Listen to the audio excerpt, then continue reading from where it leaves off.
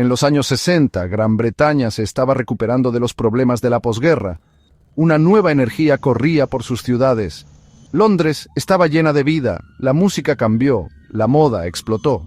Pero debajo de todo este brillo, los viejos sistemas de poder y dinero seguían igual. Uno de esos sistemas era el Royal Mail, el correo británico. Sus trenes eran como las arterias de hierro del país, que no solo llevaban cartas, sino también mucho dinero, en silencio, por la noche. Estos trenes, símbolos de la confianza británica, funcionaban como un reloj, noche tras noche. En sus vagones sencillos se escondía un tesoro, billetes viejos que iban a ser destruidos y billetes nuevos listos para usarse. La cantidad de dinero en efectivo era increíble. Un río de billetes que corría sin que nadie lo viera, protegido por la rutina y porque se creía que era invencible. ¿Quién se atrevería a retar un sistema así? Parecía imposible de pensar. Las oficinas postales ambulantes, o TPO como se les conocía, eran una maravilla de lo bien que funcionaban. Gente trabajadora separaba el correo mientras el tren se movía. La seguridad parecía fuerte. Puertas cerradas con llave, vagones con lados de acero. La idea de un gran robo a un tren en marcha parecía cosa del pasado. Pero los años 60 eran tiempos de cambio y de gente atrevida.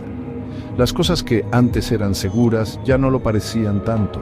Para algunos, la idea de conseguir dinero fácil era algo que no podían resistir. El mundo de los criminales estaba cambiando, querían más y se organizaban mejor. Los trenes del Royal Mail, aunque parecían fuertes, se convirtieron en un blanco fácil de desear. Un reto esperando a quien quisiera enfrentarlo. Todo estaba listo para algo que iba a sacudir al país. Un crimen que se volvería leyenda. El gran robo al tren estaba a punto de hacer historia. La pregunta era, ¿quién sería tan atrevido para hacerlo? ¿Y hasta dónde estarían dispuestos a llegar? Esta banda era una mezcla de personalidades diferentes, unidas por la codicia y la ambición. Para algunos, todo era por el dinero, solo por la plata. Y para tipos como Reynolds era un desafío. Creían que eran más listos, más audaces que cualquiera. Estaban dispuestos a arriesgarlo todo, a jugárselo todo, por la oportunidad de entrar en los libros de historia del crimen. El plan estaba en marcha. Había más en juego que nunca, era su momento. Y estaban decididos a no dejarlo escapar. Yo solo quería mi parte, mi tajada, la oportunidad de ser parte de algo grande. Charlie Wilson, el tesorero callado, llevaba las cuentas bien, sin errores. Ronnie Biggs lo llamaron por lo que sabía de trenes, o eso decían, era más un oportunista que un genio. Estaba harto de contar centavos, de vivir con lo justo. Necesitaba un golpe grande, algo que cambiara las cosas para siempre. Su banda estaba formada por profesionales con experiencia. Gordon Goody, duro como una roca y muy astuto. Buster Edwards, un exboxeador con muchas ganas de dar un gran golpe. Quería hacer algo que pasara a la historia, algo para recordar. Y luego aparece Bruce Reynolds, y ojo, no era un criminal cualquiera. Elegante, listo y muy cuidadoso, a Reynolds no solo le movía el hambre de dinero, sino también la emoción de hacer el crimen perfecto y la fama que eso traía. Era un estratega, un visionario, alguien decidido a escribir su nombre en la historia. El soplo del Ulsterman dejó a todos con la boca abierta. Los detalles de un tren del Royal Mail que llevaba mucho más dinero de lo que se pensaba. Millones y en billetes viejos imposibles de rastrear. La información era de lo más confiable que había. La fecha, la ruta, la cantidad. Una oportunidad de oro que les había llegado como caída del cielo. Reynolds revisó todos los detalles. El soplo parecía de verdad. El tamaño de esto era para dejar a cualquiera con la boca abierta. Un golpe que les arreglaría la vida para siempre. Los motivos del Ulsterman no estaban claros. ¿Venganza? ¿Codicia? ¿O algo más profundo? Pero esta información encendió una chispa en Reynolds. El sueño del crimen perfecto tenía de repente un objetivo real. La planificación comenzó. Un tren va a pasar pronto. Lleva millones adentro. Si quieren esto, entonces necesitan saberlo todo. La semilla del gran robo del tren fue sembrada por un susurro, un soplo, de una fuente misteriosa, a quien la gente solo conocía como el Ulsterman. Su verdadera identidad sigue siendo un misterio hasta el día de hoy. Algunos dicen que era un empleado de correos descontento, otros que era un informante muy importante. Reynolds creía que lo tenía todo pensado. Mientras se acercaba la fecha, la tensión crecía. Cada detalle era muy importante. El plan era súper detallado, como un baile bien complicado con malas intenciones. El grupo estaba listo. La cuenta atrás había empezado. El robo perfecto estaba a la vuelta de la esquina. Pero la perfección es una ilusión peligrosa, y el error más chiquito podía costarles caro. Revisamos todo un montón de veces. Era casi como ensayar para una obra de teatro, solo que aquí nos jugábamos mucho más. El grupo juntó todo el equipo en la granja que compraron usando a otras personas. Usaron tecnología nueva. Walkie-talkies para hablar durante el robo. Consiguieron los carros, prepararon placas falsas, pensaron en todos los detalles. Fueron a revisar bien las vías del tren y anotaron a qué hora pasaba la policía. Se repartieron los trabajos. ¿Quién iba a cambiar las señales del tren? ¿Quién se subiría al tren? ¿Quién llevaría el dinero? La granja Leatherslade era justo lo que necesitábamos. Estaba escondida, pero no muy lejos. El equipo estudió con mucho cuidado los horarios de los trenes, las reglas de los trenes y las tácticas. Necesitaban un escondite seguro. La granja Leatherslade, una granja escondida cerca de Oakley, en Buckinghamshire, se convirtió en su base secreta. Teníamos que hacer todo perfecto. El momento justo, la gente, el equipo. No podíamos fallar. Después del soplo del Ulsterman, Reynolds empezó a planearlo todo con muchísimo cuidado. Una operación como las de los militares. La señal manipulada brillaba en rojo. El maquinista Jack Mills vio la señal y apretó los frenos. El tren enorme paró con un chirrido, justo donde la banda quería que parara. La trampa había funcionado. La primera parte del plan estaba lista.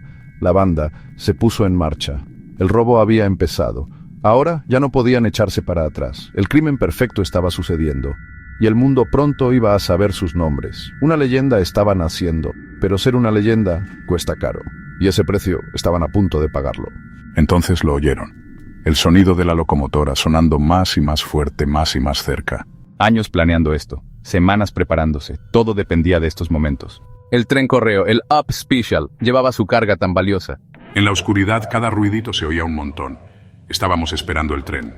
Mientras pasaba la noche del 7 de agosto de 1963, la banda se puso en sus puestos. Era un truco que habían practicado mucho, para que pareciera una parada de verdad de las oficiales. Uno de la banda, que era un genio con eso de los trenes, cambió la señal para que se pusiera en rojo. Su forma de parar el tren era muy lista, cambiar las luces de las señales del tren de verde a rojo. Aquí era donde nuestro plan tan atrevido o salía bien, o salía súper mal. Conocíamos este sitio como la palma de nuestra mano. La oscuridad y que no hubiera nadie cerca nos ayudaba mucho.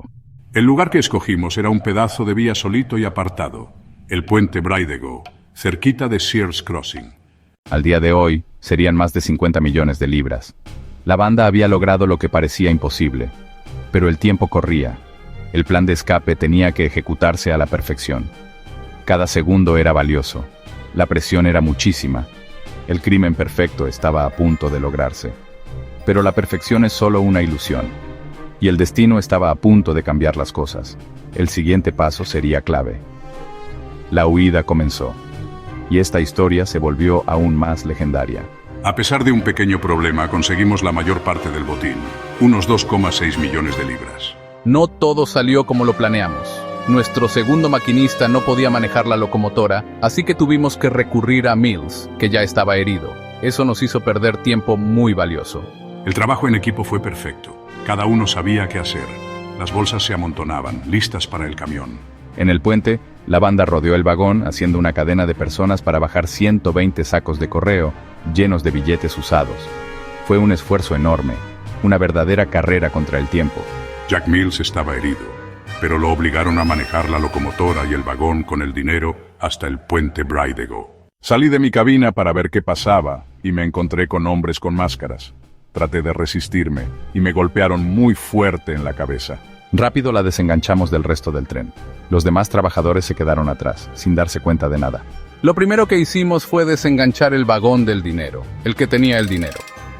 Apenas el tren paró, la banda actuó muy rápido y con mucha precisión. Esas huellas que dejaron sin darse cuenta iban a llevar a que los atraparan. Mientras celebraban iban dejando pistas, una pista que iba a llevar a la policía derechito hasta ellos. El crimen perfecto comenzaba a desmoronarse. El tiempo se les estaba acabando. El cerco se estaba cerrando. Esta fiesta no iba a durar mucho. Las consecuencias iban a ser muy grandes. Esta leyenda estaba a punto de convertirse en una lección para todos, y la persecución ya había empezado. La suerte de los ladrones se estaba acabando. La policía estaba cada vez más cerca. Algunos dicen que fui descuidado, otros le echan la culpa al desorden del momento. El plan era quedarse escondidos en la granja unos días, después cada uno se iría por su lado. Reynolds les había dado órdenes muy estrictas: limpiar la granja de arriba a abajo, borrar todas las huellas. La ciencia forense estaba avanzando mucho. Las huellas digitales podían delatarlos. La banda tenía que usar guantes todo el tiempo, pero con la emoción o por descuido, esta regla no se siguió al pie de la letra. Un error tremendo. Dejaron huellas digitales en una botella de ketchup, en un juego de Monopolio y en varias otras cosas. Adentro el ambiente era de pura fiesta. Amontonamos las bolsas del correo, contamos el dinero y festejamos. Dicen que jugaron Monopolio con billetes de verdad, se bebió cerveza y se comió. Por unos momentos nos sentimos como reyes. El viaje fue bastante tenso, pero logramos llegar a la granja sin que nadie nos viera. Tan pronto como el camión estuvo cargado, nos fuimos rápido de allí, por los caminos del campo oscuros y de tierra hasta la granja Leatherslade. El gran robo del tren sacudió a Gran Bretaña. Su audacia y lo grande que fue aparecieron en todos los titulares. La policía empezó una búsqueda muy grande para encontrarlos, pero la banda parecía haberse esfumado. Luego, alguien dio un aviso. Un pastor de la zona vio cosas raras en la granja Leatherslade. La policía fue a investigar.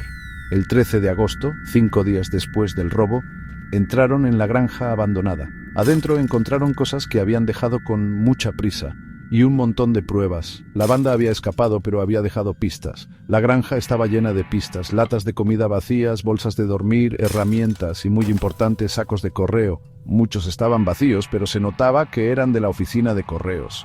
La policía se dio cuenta enseguida. Era el escondite de los ladrones. Los equipos forenses revisaron todo con mucho cuidado. Y entonces la gran pista: huellas digitales, muchísimas, encontradas en muchos sitios, en una botella de ketchup, en un tablero de Monopoly, en latas de cerveza. Estas huellas conectaban directamente con la banda. La policía ahora tenía pruebas de verdad. Esas caras desconocidas ahora podían tener nombres. El crimen perfecto se estaba viniendo abajo. El cerco se estaba cerrando. El anonimato de los ladrones había terminado. La historia se estaba convirtiendo en una victoria para la policía. La persecución se hizo más fuerte. La parte final del juego había comenzado. La justicia se acercaba. ¿Y ahora qué pasará después? ¿A quién van a atrapar? ¿Podrá alguien escapar de la justicia? ¿Y qué hay de Bruce Reynolds? El descubrimiento en la granja Leatherslade fue un momento clave. Pero esto no era el final. La persecución apenas estaba empezando, y más sorpresas y más suspenso nos esperaban. La leyenda del gran robo al tren todavía se estaba escribiendo. En la segunda parte sabremos más de la persecución, sobre los juicios, sobre las fugas y sobre los mitos que quedaron. La historia todavía no terminaba. No. Para los que seguían huyendo, la presión era muy fuerte. El dinero se volvió un problema. Era peligroso tenerlo y difícil gastarlo. Su amistad se acabó. Solo había miedo y desconfianza. Cada golpe en la puerta, cada cara desconocida, podía ser la policía. Los sueños de lujo se volvieron pesadillas. Los medios se aferraron a la historia con uñas y dientes. Cada novedad salía en primera plana. Se pegaron carteles de "Se busca".